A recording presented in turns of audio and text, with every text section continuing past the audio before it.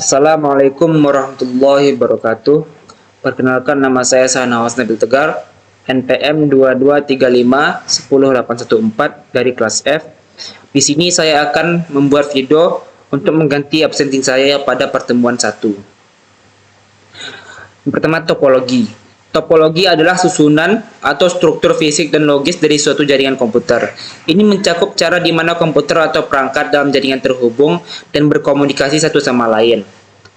Topologi jaringan menentukan pola dasar dari koneksi antar perangkat serta cara data dikirimkan dalam jaringan. Beberapa topologi jaringan umum meliputi: yang pertama, bus topologi atau topologi bus. Semua perangkat terhubung ke satu saluran atau bus pusat, data dikirimkan ke seluruh jaringan dan hanya perangkat yang dituju yang merespon.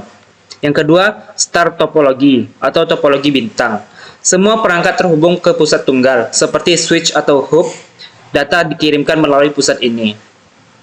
Yang ketiga, ring topologi atau topologi cincin.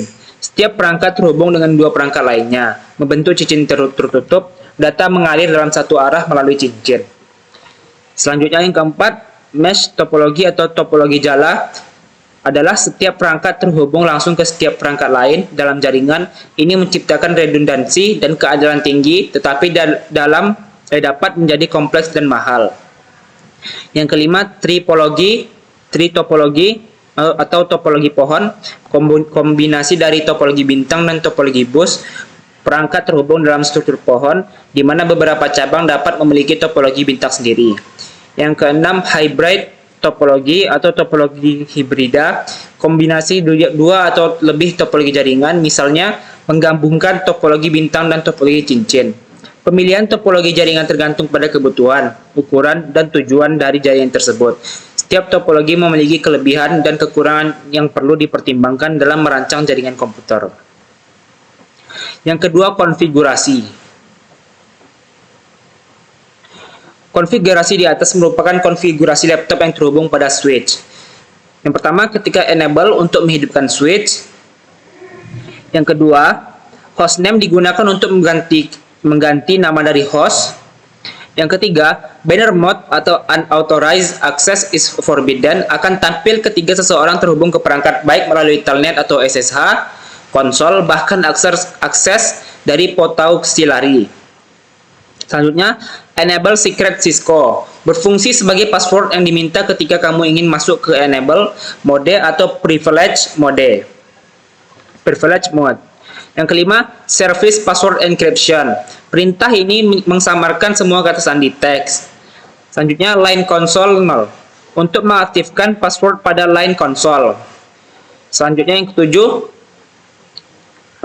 logging synchronous digunakan untuk menyinkronkan pesan yang tidak diminta dan mendebug output dengan output Cisco IOS software yang diminta.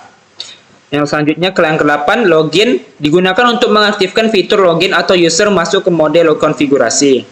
Yang ke-9, history size menggunakan perintah terminal history size X akan mengatur ukuran buffer untuk sesi terminal dengan size 15. Yang 10, XX timeout X20 dapat digunakan untuk mengatur fitur auto log off atau apabila fitur login diaktifkan.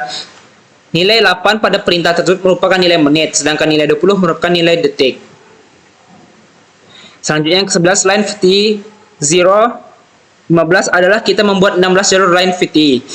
Jadi dalam saat yang sama bisa secara bersamaan 16 orang masuk ke router.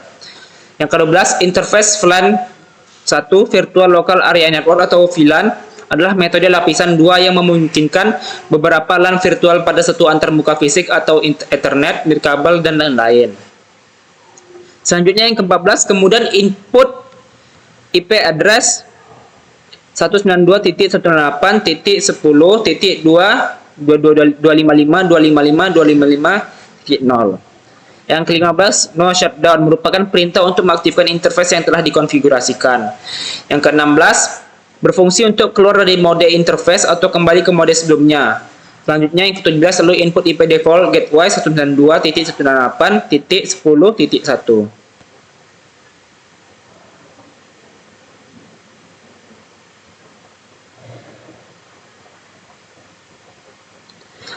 Selanjutnya, tes koneksi. Untuk tes qualifikasi pada laptop kita masuk ke CMD lalu. Yang pertama IP config. Perintah pada sistem operasi Windows yang berfungsi untuk menampilkan konfigurasi IP komputer. Selanjutnya yang kedua, telnet 192.168.10.2 digunakan untuk mengakses laptop yang memiliki IP address yang terhubung dengan jaringan internet. Jika berhasil, maka kita akan memasukkan password yang sudah kita buat tadi, yaitu Cisco Telnet, dan kita masuk ke mode switch, lalu kita ketikkan enable untuk memulai, kemudian masukkan password Cisco. Kita sudah berhasil dan sudah terkoneksi. Sekian, terima kasih. Assalamualaikum warahmatullahi wabarakatuh.